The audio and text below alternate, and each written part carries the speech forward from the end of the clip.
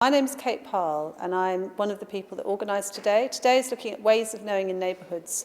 And I think in my head, this day was about how the arts and how the sort of alternative ways of knowing, of looking at neighbourhood planning. Because when you go to neighbourhood planning sessions, which I have done in the past, particularly we went to one at the DCLG, Department of Communities and Local Government, it was really interesting and it was very good and probably very informative, but it assumed a certain kind of style of everything. And I think that people's lives are very different from government. I think government people are very nice and I'm interested in them, but they tend to frame everything by their particular way of thinking. And this is trying to open that up a bit. And in the world that we coexist in, we like to start with definitions and ideas about shared understanding. So a good constant question is, what do we mean and what do you mean when we say a challenging neighbourhood? So what's your view on a challenging neighbourhood? I suppose the thing that comes to mind is my colleague Roland Atkinson's work on elites, where he looks at places like South Kensington that are where they're sort of hived off and they don't really engage in everyday things. I think what's interesting is that the definition is often applied to poverty-stricken neighbourhoods and neighbourhoods with high levels of migration or with community sort of conflict. But having said that, I find that quite a problematic construction, and I actually didn't read it out at the beginning because I didn't like it. Where I do a lot of my research in Rotherham, I actually really like the people. I think they're really interesting. I learn a lot from them. And I don't think they are challenging. I think the conditions of post-industrialisation are really challenging. And I think it's really challenging if you're trying to survive on very little money. I think it's hard to imagine what it's like to have a number of different communities move into your neighbourhood and you not have control over your housing situation. So for me, it's a difficult phrase.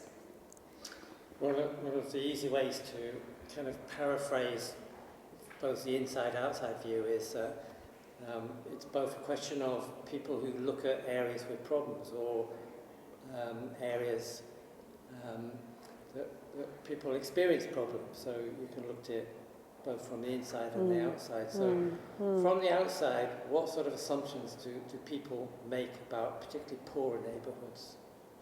I think there's something there about poor people not perceived as having the same capacity for intellectual engagement with where they're living. And that's one of the things that really concerns me, because when you talk to people in the everyday, people have a lot of intellectual capacity. Young people, I remember talking to a group of young people in Rawmarsh who were very clear about the problems they faced, lack of youth service provision, the fact that they couldn't go anywhere at night, and they're very clear about why they voted and thought the particular ways that they did.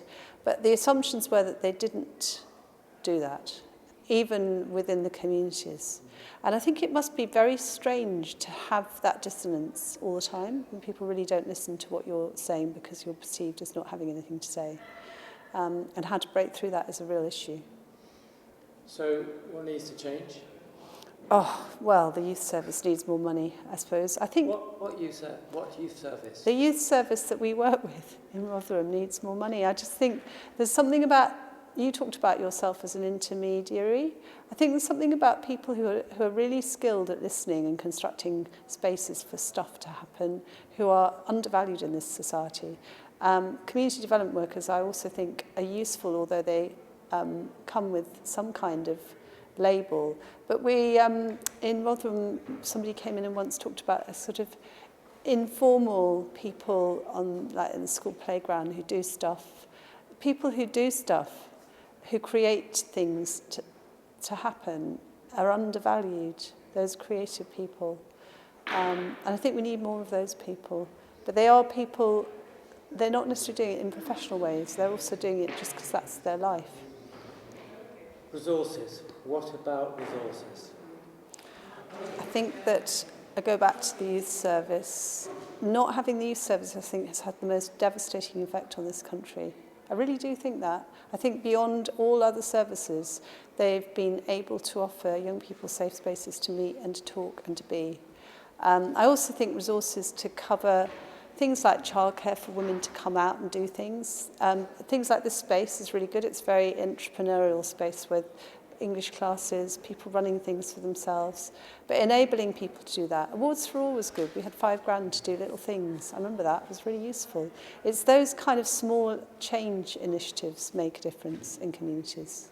So what next? And this might necessarily mean for what next from the seminar, but also the debate about challenging neighbourhoods, localism, government policy, interrelations between poorer communities and them creating policy changes and all of that. So in your context, what next? We talked a lot recently in another event I was at, this idea of repositioning. People being repositioned in communities I think would be really interesting. If people stopped being othered and the listening spaces were really amplified by certain kinds of understandings and also kind of humility on the part of government that they don't know things. And I think that is happening a bit here because they are here and they don't seem to be saying that they know things. So that's good. Okay, well, thank you very much. Just thoughts from this morning? I really enjoyed this morning. I think that one of the things I realised is that I am a visual person, a lot of words in some of the presentations, but I asked them to be wordy because I thought the government would listen. I think one of the things is how do we get people to listen is my biggest issue in communities and also in government, and that's quite challenging. So I'm kind of thinking about listening.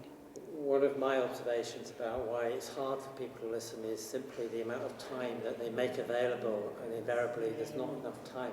What's your view about time? I think that time can be made to work for people if they have a kind of sense of where they're going with the time. I think part of the problem is that we're not in control of time. I quite like it when I have a walking conversation with a person. Some of my best examples of doing a project together is when I've gone for a walk with a youth worker and we just thought about things. Or we've met in the bottom of a youth centre and we've just got very focused about costing and everyone knew exactly how to do it. So it's not exactly having lots of time, but it's having a time that's right to do a thing. Okay.